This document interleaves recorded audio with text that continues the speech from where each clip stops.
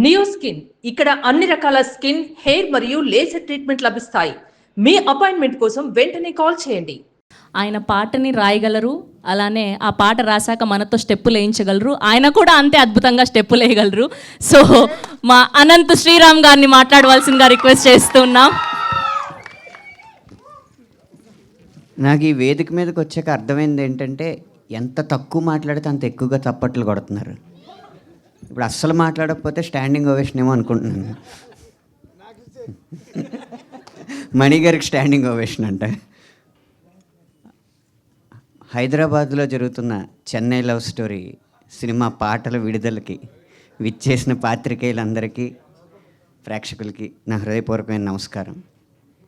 ఈ సినిమా కానీ ఈ పాటలు కానీ బాగా రావడానికి ఒకే ఒక్క కారణం ఏంటంటే, ఇద్దరి మధ్య ఏ అహం అయితే ఉండకూడదో ఆ అహం దహించుకుపోవడం వల్ల ప్రతి విషయంలోనూ ఈ సినిమా గెలుస్తుందని నేను నమ్ముతున్నాను.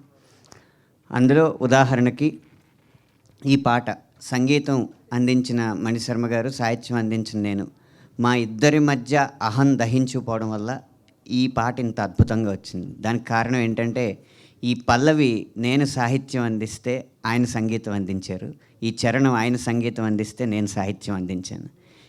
ఏది ఎక్కడ సరిపోతుందో అనే చూసాం కానీ ఎవరు ముందని చూసుకోలేదు, ఎవరు వెనకని చూసుకోలేదు. మా అందరికంటే సినిమానే ముందు పెట్టాం. ఈ బృందం అంతా అలాగే పనిచేసింది. ఖచ్చితంగా ఈ సినిమా అదే ఫలితాన్ని చూస్తుందని నేను అనుకుంటున్నాను.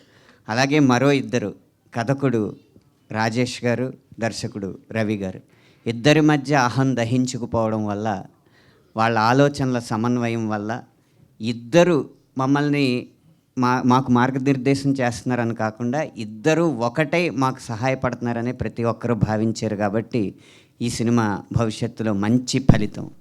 అన్నిటికన్నా ముఖ్యంగా నిర్మాత ఎస్కేఎన్ గారు, వీళ్ళ పనిలో మనం వేలు పెట్టి కల్పించుకోవడం కంటే వేలు లక్షలు పెట్టి వీళ్ళకి సౌకర్యాలు కల్పించడం మంచిది అనుకుని మా వరకు రాకుండా, ఏ సమస్యలు మా వరకు రాకుండా, అయినా మా వరకు రాకుండా మా పని మమ్మల్ని చేసుకొనిచ్చి ఇంత అద్భుతమైన పాటలు రావడానికి సహకరించారు. ఇంత సహృద్భావ వాతావరణంలో నిర్మితమైన ఈ సినిమా ఖచ్చితంగా మీ హృదయాల్ని దోచుకుంటుందని, తర్వాత కలెక్షన్లు కూడా దోచుకుంటుందని మనస్ఫూర్తిగా నమ్ముతూ విరమిస్తున్నాను. కాదు, మీరు లిరిక్స్ రాశారు, మీతోనే మొదలు పెడదాము. ఇలా రండి. తొలి ప్రేమేం తోపు కాదన్నారు కదా బేసిక్గా ఈ సినిమాలో ఉన్న ఒక డైలాగ్. సో అలా మీ దృష్టిలో తొలి ప్రేమ తోపా కాదా? అసలు ప్రేమే తోపు కాదండి. అయ్యయ్యో, ఎందుకండి ప్రేమ మీద మీకు ఇలాంటి ఒపీనియన్? బేసిక్గా గత 10 సంవత్సరాలుగా ఆ ప్రేమ పాటలే నా చేత ఆయన చంపేస్తున్నారు కాబట్టి. ఓకే, సో ఈ సాంగ్ లిరిక్స్లో రాసినట్టు గుర్తుందా నువ్వు తడిచిన తొలి వర్షం అని. సో మీకు గుర్తుందా ఎప్పుడు తడిచారు? అంటే నేను మా స్వగ్రామం దొడ్డిపట్ల గ్రామంలో గోదావరి తీరంలో గోదావరి మధ్యలో ఉన్న ఇసుక తిప్పలో తడిసిన తొలి వర్షం నాకు గుర్తుంది. వారే వా, థ్యాంక్ యూ అండి, థ్యాంక్ యూ సో మచ్. ధన్యవాదాలు.